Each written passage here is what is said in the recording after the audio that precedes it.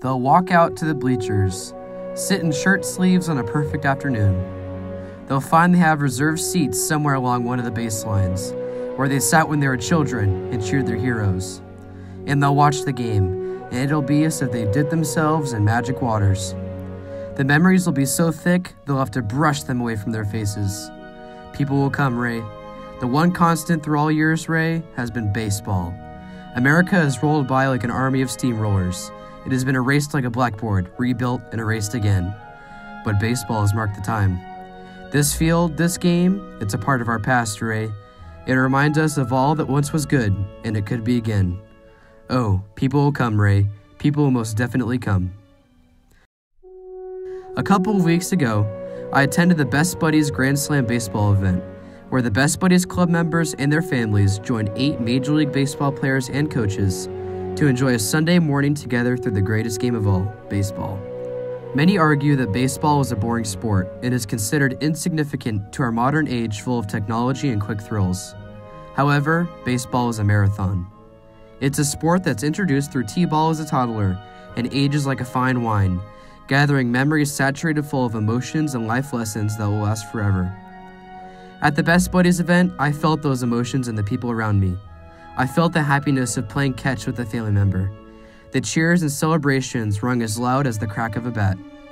Experiencing this event made me grateful for my health, but also grateful for possessing an ability to make someone's day through the wonderful game of baseball. The baseball coaches here at Del Norte are no stranger to the memories that are formed through the game, so I decided to sit down with them and talk about their fondest recollections of America's pastime. Well, baseball has been a pretty influential piece of my life. I look back and I think if I didn't go to college to play baseball, I don't think I might not have even gone to college the traditional way. I might have gone maybe into the workforce. So that brings me kind of, I can remember back all the way to when I first started playing in t-ball. But I think the most influential of my youth would be around my junior year of high school.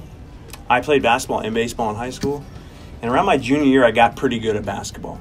And there was one small moment there where I had made a decision that I was going to focus on basketball and not even try out for baseball in my junior year, which, reflecting back, you think, man, how could that even be possible with how much baseball is involved in my life now? But it was that one moment in time, and I remember talking to my dad, and he said to me, he's like, you know what? You've done baseball for a long time. I understand that you're really getting into basketball and you're loving it and you're doing well.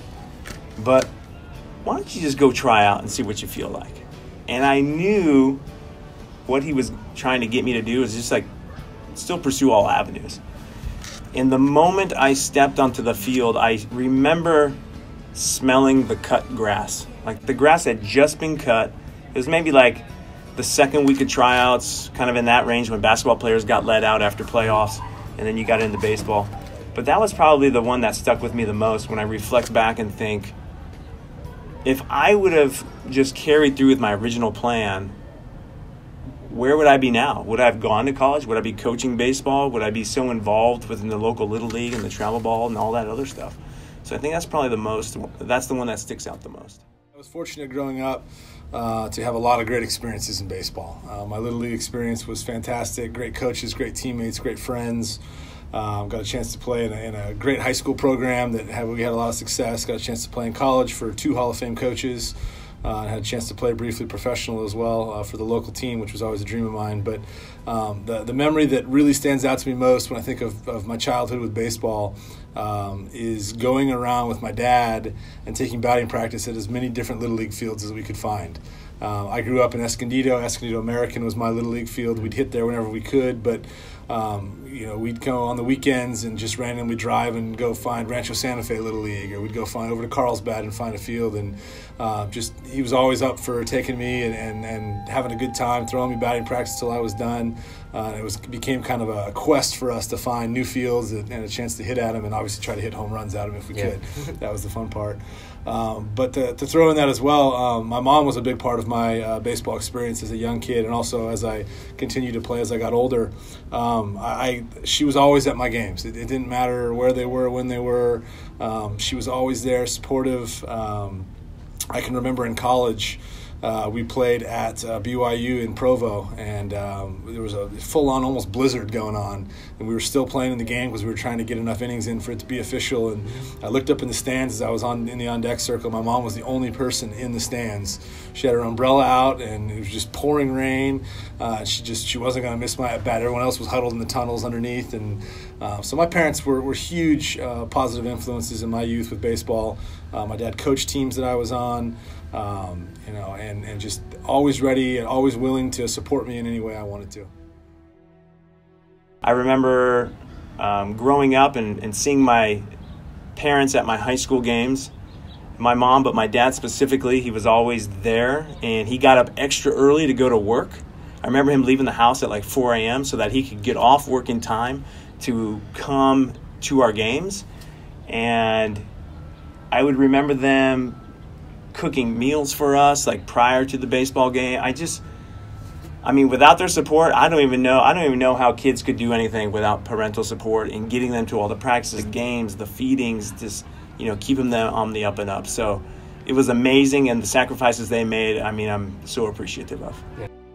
But the moment that really works for me and really stuck with me was when I was in college. I was a sophomore in college, and Ernie Banks came to my college to give the commencement address at graduation. And one of my teammates and I, we hunted him down afterwards. He was in the president's office, and it was only the two of us. And so he let us in, and we wanted his autograph, of course. And he signed an autograph, dated it, said Mr. Cub on it. We were thrilled. But more importantly was Mr. Banks had a conversation with the two of us that didn't really touch upon baseball. He just briefly asked us what we did on the team, and then it really talked about life and what do you do in life and how do you make people interested and how to become a positive member of society. It was like a lesson in life that he was giving us. And I'm looking at this Hall of Fame baseball player, Mr. Cub, and he's taken the time to talk to two kids and give these teaching moments to us that had nothing to do with the one thing that we possibly shared, which was the game of baseball, but it was more important about embracing the world and investing yourself in each other to make it a better place. As a young kid, I played shortstop, and my favorite player was a guy named Ozzie Smith with the St. Louis Cardinals after briefly being with the Padres early in his career. And I loved him. The Wizard of Oz was his nickname. I just was enthralled watching him play.